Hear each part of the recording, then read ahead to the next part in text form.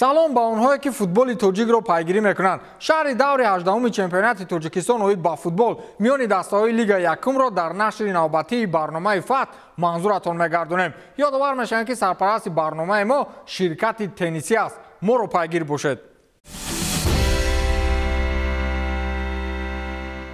даври 18-ум ҳарчанд дар ҷадвали мусобиқа он қадар тағйиротҳои ҷиддӣ ба миён наовард, вале дар аксарияти бозиҳо натиҷаҳое сар зад ки ҳайронкунанда буд.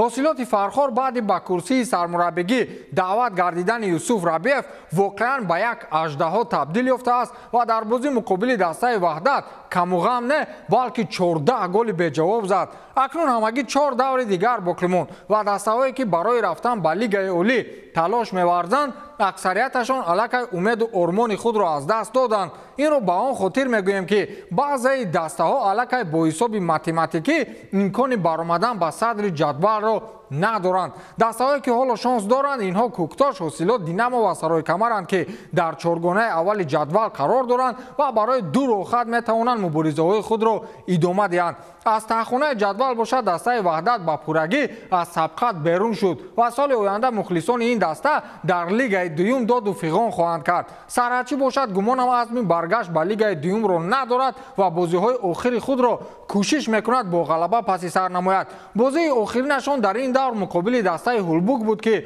онҳо як рақобати диданӣ ва барои мухлисонашон фаромӯшношиданиро ба миён гузоштанд. аз эҳсосоти мухлисон ва ҳаводорони даста маълум буд ки онҳо тамоми нерӯи худро барои раҳоӣ ёфтан аз таҳхонаи ҷадвал ба харҷ медиҳанд. Куктош бошад рӯзҳои охир ба худ монанд нест, ҳарчанд бо ҳисобҳои минималӣ ва хеле машаққатпарвар ҳарифони худро шикаст медиҳанд, вале он дастае ки дар миёнаҳои мавсим ҳатто дастаҳои пурқувватро бо ҳисоби бузург шикаст медод нест. ин навбат низ муқобили дастаи Панҷшер ба мушкилиҳои зиёд рӯбарӯ шуд, вале имтиёзи лозимиро ба даст овард. Гулистон бошад бо доштани беҳтарин нишонзани мусобиқа ин навбат аз уҳдаи шикаст додани дастаи Барқчӣ набаромад ва гуфтем Муҳсин Рустамзода ин дафъа моро ба покер ё хетрик ҳайрон мекунад ки не, ҳатто як гол ҳам назад. хулас чанд даври дигар дар пеш аст ва ба қавли охири кор дар чунин сабқатҳо боз ҳам ширинтар мешавад. дар даври мазкур таваҷҷӯҳи мухлисони футбол ҷониби бозии дастаҳои Сарҳачӣ ва Ҳулбук буд, чун Ҳулбук аз миёнаи мавсим марҳилаи нокомиҳояш оғоз ёфт ва Сарҳачӣ бошад барои аз таҳхонаи ҷадвал баромадан кӯшиш мекунад. ҳарчанд Ҳулбук бо шарофати имтиёзҳои оғози мавсим ҳоло дар мавқеи панҷум аст, вале Сарҳачӣ аз заифии охири ин даста истифода бурдан мехост. бозӣ то ҳадде тезутун сурат гирифт ки мухлисон ҳам шоҳиди голҳои зиёд ва ҳам як бозии иборат аз ҳуҷумҳои пайдарпай ва суръати баланддошта гаштанд. аз ин рӯ метавонем ба нақшаҳо ва умеду орзуҳои дастаи Ноҳияи Ҳамадонӣ бовар намоем. онҳо бештар аз контур ҳуҷумҳо кор мегиранд ва фурсатҳои ба миёномадаро самаранок истифода мебаранд. ин буд ки аз натиҷаи заҳмату машаққат ва дастгирии мухлисонашон самараи нек мегиранд. дастаи Восегӣ бошад дигар чизе барои аз даст додан надорад ва аллакай иқрор омаданд ки роҳхати Лигаи олӣ насиби онҳо нахоҳад гашт. бурду бохт дигар барояшон аҳамияте надорад. аз ин рӯ дар ин бозӣ як нав хунукназарона муносибат карданд ки дар натиҷа оқибаташро диданд. ҳамкорони мо низ ин бозиро пайгирӣ карда буданд ва таваҷҷӯҳ кунед ба он. яке аз бозиҳои ҷолибу диданӣ дар даври гузаштаи Лигаи Якуми Тоҷикистон оид ба футбол дербии минтақаи Кӯлоб бо иштироки дастаи Сарҳачии Ноҳияи Ҳамадонӣ ва Ҳулбуки Ноҳияи Восе баргузор шуд ки ин бозӣ барои ҳар ду даста муҳиму ҳалталаб унвон мешуд. дастаи Ҳулбуки Ноҳияи Восе дар зинаҳои болоии ҷадвали мусобиқа қарор дошта барои дарёфти зинаҳои ифтихорӣ талош варзида истодааст. дастаи Сарҳачии Ноҳияи Ҳамадонӣ бошад дар соли аввали фаъолияти худ дар Лигаи Якум ба мушкилиҳо дучор шуда дар зинаи 11-уми ҷадвали мусобиқа қарор дорад. бояд гуфт ки дастаи Сарҳачӣ дар марҳилаи дуюми мусобиқа ба сафи худ чанд тан аз футболбозони бомаҳоратро даъват намудааст ва аз бозӣ ба бозӣ имтиёзи заруриро ба даст оварда барои боқӣ мондан дар Лигаи Якум талош варзида истодаанд. бозии мазкур аз дақиқаҳои аввал бар суди дастаи Сарҳачӣ оғоз гардида шогирдони Фаррух Сафолов чанд маротиба имкони рахна намудани дарвозаи рақибро пайдо намуданд, вале дар хатти ҳимоя футболбозони дастаи Ҳулбук хуб бозигузорӣ намуда имкон надоданд ки ҳамлаҳо ба гол анҷом ёбанд. Дар идомаи бозии саҳитараш дар дақиқаи 24 қисми аввали майдондорӣ ниҳоят ба футболбозони дастаи сарҳадчӣ имкон пайдо шуд ки ба кушодани ҳисоб даст ёбанд. Голи аввалро дар дидори имрӯза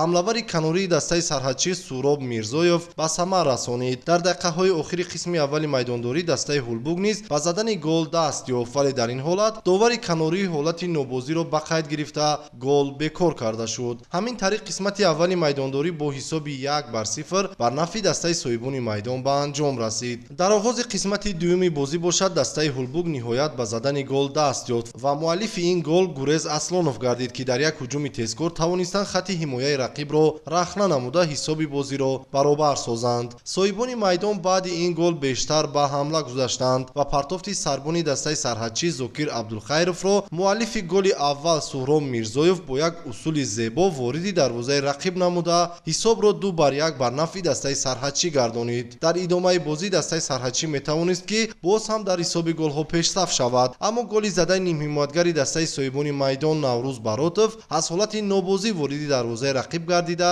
ситоди доварон онро бекор карданд. Дар дақиқаи 82-уми бозӣ бошад дастаи Ҳулбуг тавонист ки як ҳуҷуми дигарро дар назди дарвозаи соҳибони майдон созмон диҳад ва баъди хатои ҳимоятгарон Гурез Аслонов голи дуюми худро вориди дарвозаи рақиб намуда ҳисоби бозиро баробар намуданд. Дар дақиқаи охири бозӣ басот ҷолибу хотирмон сурат гирифт ва дар дақиқаи 89-уми бозӣ ҳамлавари дастаи сарҳадчӣ Суҳроб Мирзоев тавонист ки голи сеюми худро дар ин дидор вориди дарвозаи рақиб намуда дар баробари таъмини ғолибияти даста хетрикро дар номи худ сабт намояд. Ҳамин тариқ дидори дастаҳои сарҳадчии ноҳияи Ҳамадонӣ ва Ҳулбуки ноҳияи Восе дар дерби минтақаи Кулоб бо ҳисоби 3-2 бар нафъи дастаи сарҳадчӣ ба итмом расида. Ин даста 3 имтиёзи заруриро барои боқӣ мондан дар Лигаи Якум ба даст овард.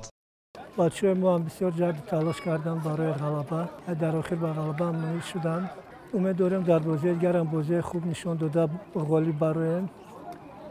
чикале ки дар бозиҳои мо роҳбарияти ноҳия беҳад моро дастгирӣ менамоянд.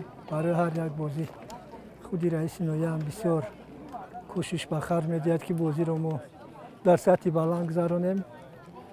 имрӯз чикале ки бозӣ бениҳоят бозии баробар буду хайр мо аз имкониятҳои худ истифода бурда 3 гол ба дарвозаи ҳариф задем. бозии дастаҳои Гулистон ва Барқчӣ яке аз диданитарин рақобати давр буд. Гулистонро метавонем ба оне монанд кунем ки дар хонаи худ шер асту дар сафар на он қадар. бозиҳое ки дар майдони худашон муқобили дилхоҳ даста барпо менамоянд арзанда аст ва ҳатто як бозигар иқтидори покеру хетрикро дорад, аммо дар сафар аз дасти касе аз онҳо чизе намеояд. инро онҳо дар бозии муқобили Барқчӣ дар ин давр исбот карданд. ба задани ҳатто ягон гол даст наёфтанд ва хатти дифоашон низ мушкилиҳои хеле зиёд дошт. бозингарони Барқчӣ бошад бо сармураббии нав Раҳматулло Фузайлов рӯзҳои охир як нав бозиҳои нофаҳморо ба роҳ мемонанд. як шикаст мехӯранд ва мебинӣ ки боз як дастаи пурқувватро шикаст доданд. Гулистон дар ин бозӣ як тӯъмаи тайёре барои бозингарони Барқчӣ ба назар мерасид. чанд фурсатҳои хубе ки футболбозони Барқчӣ ба миён оварданд анқариб ҳамаашон ба гол табдил шуданд. акнун таваҷҷӯҳ мекунем ба ин рақобат ки хеле ҷолиб буд.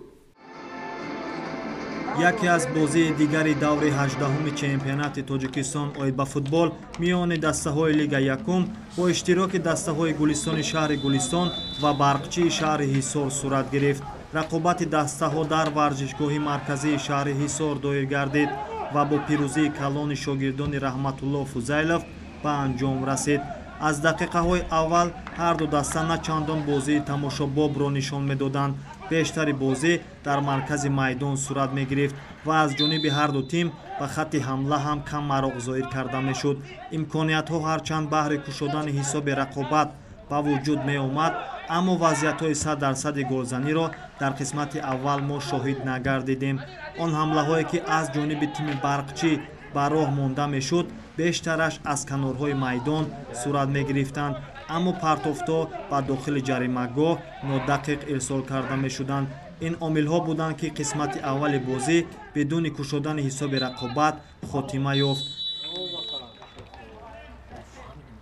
дар қисмати дуюм куллан бозии шогирдони Раҳматулло Фузайлов ба таври дигар сурат мегирифт. Маълум мешуд ки дар танаффус сармураббӣ камбуду норасоиҳоро дуруст ба футболбозон фаҳмонидааст ва бозингарон низ баҳри бартараф намудани мушкилотҳои ҷойдошта дар ин қисмат зиёд талош намуданд. ин буд ки дар дақиқаи 49 Муҳаммадҷон Тоҳирӣ бо як гузариши олӣ аз дарвозабон ҳисоби дидорро кушод. Баъди 6 дақиқа ин ҳамлагар боз ба задани голи навбатиаш даст ёфт.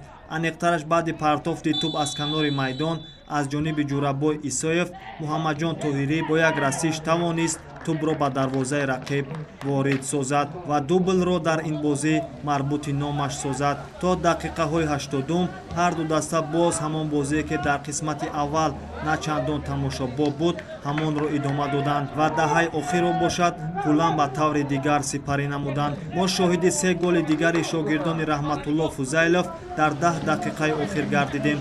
аввалан дар дақиқаи 83 баъди паси Ҷураббой Исоев ҳамлагари тими Барқчӣ Шаҳбол Наимов муаллифи голи сеюми дастааш гардид. 2 дақиқа баъд аз зарбаи кунҷӣ Диловари Ҷамшедзода ҳисоби бозиро 4-0 ба суди тимаш намуд.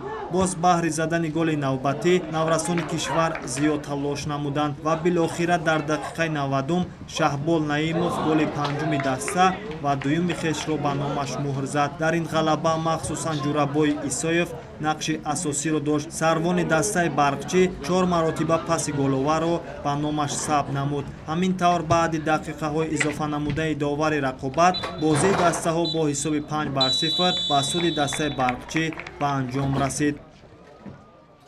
Ну, прежде всего, наша цель, самая цель, основная цель через эти игры подготовиться к отборочному циклу, который мы начинаем 5 октября.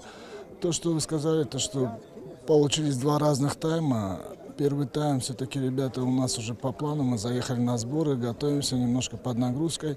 Стартовый состав, который выставили, немножко ребята, видимо, перегорели, переволновались. Ребята в таком возрасте находятся, что одну игру могут сыграть отлично, вторую провалить. Сейчас как раз над этим работаем, именно в психологическом плане. Есть над чем работать, поправлять, и чтобы максимально подойти к этому, еще раз повторяюсь, к отборочному циклу. Ну, в перерыве поговорили, внесли некоторые коррективы, заменили игроков, выпустили свежих.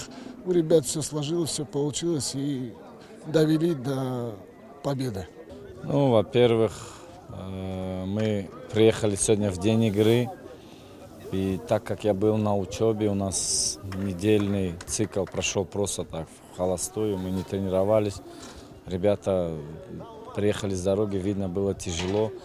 Команда Барқчӣ готовится на Кубок Азии, косяк команды Ю-17. У них играет в Барқчӣ, они готовились, это знали, что игра будет у них тяжелая, а мы приехали с дороги прямо на игру.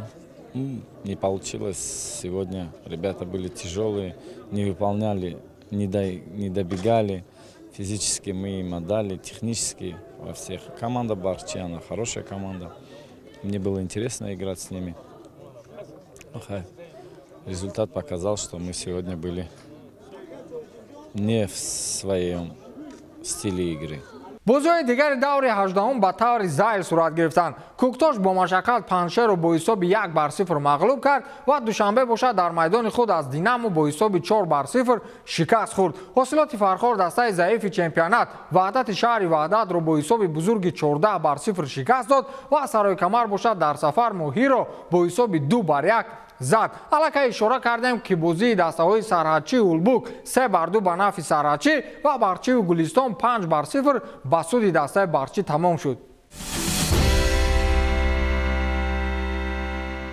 ҷадвали умумии мусобиқа чӣ гуна гуфтем ғайри зиёд шудани имтиёзҳои аксарияти дастаҳо ягон тағйироте дар мавқеъҳо вуҷуд надорад. Куктош силсилаи бебохтҳои худро идома медиҳад ва феълан бо 45 имтиёз дар мавқеъи аввал боқӣ мемонад. ҳосилот бошад бо 44 хол дар мавқеъи дуюм аст ва шогирдони Аҳлиддин Турдиев бо 37 имтиёз ва 3 бозии кам аз даври 18 дар мавқеъи сеюм қарор доранд. таъххонаи ҷадвалҳоро аз миёни Сарҳадчӣ ва Ваҳдат касе тарк накардааст. дастаи Сарҳадчӣ бо 12 имтиёз در موقع 11 و وحدت شهر وحدت باشد با 2 امتیاز اولشون در موقع آخرین مسکن گرفتند. چیز دیگر رو باید قید نمایم که در میان برای اکثریت دسته‌ها بازی‌های با تأخیر افتاده حالا هم وجود دارد و روزهای نزدیک قرار است رقابت‌های مذکور برپا شود. بازی‌های دور آینده جذاب‌تر خواهند بود چون ما با مرحله نهایی چمپیونات نزدیک می‌شویم و دسته‌ها برای مستحکم نمودن موقع‌های خود مبارزه‌هایشان را ادامه می‌دهند. پنجشه در میدان خود با دسته دوشنبه مبارزه می‌برد و دسته هولبوک کوکتاش ناحیه رودکی را انتظار است. سرچی نو تشکل کرده در سفر با دسته برچی مبارزه می‌برد. روز دوم رقابت‌ها باشد سرای کمر در میدان خود گلستان را قبول می‌کند و حاصلات با ماهر یوان مبارزه می‌برد. دسته وحدت گمانم تومه نوبتی دسته دینامو می‌شود.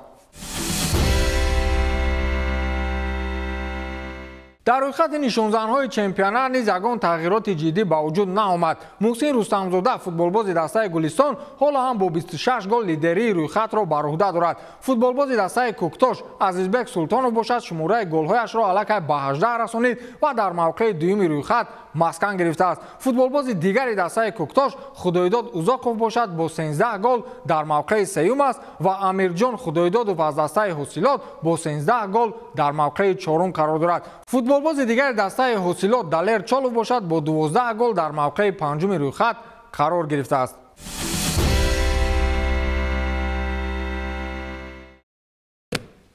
بازی با مخلصان این نوبت خوب سپری شد. یگان بازی نه مخصوصا رقابت دسته‌های ماهر و سرای کمر مورد دقت بود و پیشگویی‌های درست هم خیلی زیاد شد. از این رو طبق قاعده ما توفه رو به نفر میسپاریم که اولین شده اندیشه خود رو نوشته بود. این نفر صادق زینالوف نام دارند که حساب درست رقابت مذکور رو پیشگویی کردند. از این رو خواهش میکنیم اومده توفه خود رو بگیرند. بازی دور آینده رو خوبتر پیگیری کنید و توفه از جانب شرکت تنیسی پیش بینی شده رو مال خود گردانید. تا هفته دیگر سربلند و خانه آباد باشد. خیر.